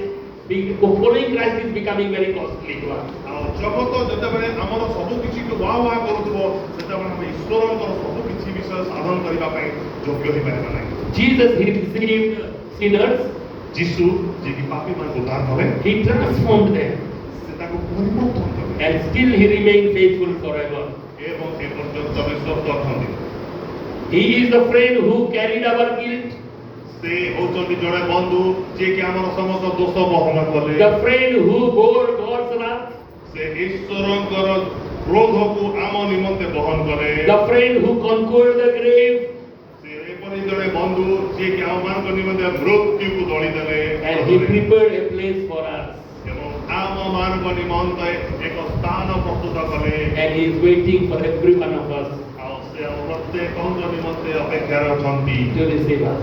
ଆମକୁ ଗ୍ରହଣ କରିବା ପାଇଁ। Church, ମଣ୍ଡଳୀ, Jesus is our best friend. ଯୀଶୁ ଆମର ସବୁଠୁ ଉତ୍କୃଷ୍ଟ ବନ୍ଧୁ। Many friends, they will abandon us and they say, my goal is fulfilled. But Jesus Christ, he will continuously be with us forever and ever. ଅନେକ ବନ୍ଧୁମାନେ ଆମ ଦରକାରୀ ଭାବିକି ଛାଡ଼ି ଦେଇଥାନ୍ତି ମାତ୍ର ଯୀଶୁ ଯିଏକି ଆମର ସବୁବେଳେ ବନ୍ଧୁତ୍ୱ ହେଇକି ରହନ୍ତି। What is friendship? ତାହେଲେ ବନ୍ଧୁତ୍ୱ କ'ଣ? Friendship is a God-given bond of love, trust, loyalty, and mutual support that enriches life and helps people grow in character and faith. ଆଉ ଏପରି ବନ୍ଧୁତ୍ୱ ହେଉଛି ଈଶ୍ୱରଙ୍କ ଦ୍ୱାରା ପ୍ରଦତ୍ତ ପ୍ରେମ, ବିଶ୍ୱାସ, ନିଷ୍ଠା ଓ ପାରିପାର୍ଶ୍ୱିକ ସହଯୋଗ ଏକ ପବିତ୍ର ବନ୍ଧନ ଯାହା ଜୀବନକୁ ସମୃଦ୍ଧ କରେ ଏବଂ ମନୁଷ୍ୟକୁ ଉତ୍ତମ ଚରିତ୍ର ଓ ବିଶ୍ୱାସରେ ବୃଦ୍ଧି ପାଇବାରେ ସହାୟକ ହୋଇଥାଏ। Happy friendship. ଆପଣ ସମସ୍ତଙ୍କୁ ଶୁଭ ବନ୍ଧୁତ୍ୱ ଦିବସ। Hallelujah. Hallelujah. Shall we all close our eyes? ଆମେ ସମସ୍ତେ ନିଜର ଚକ୍ଷୁ ବନ୍ଦ କରିବା। I'm supposed to sing that song, What a friend we have in Jesus.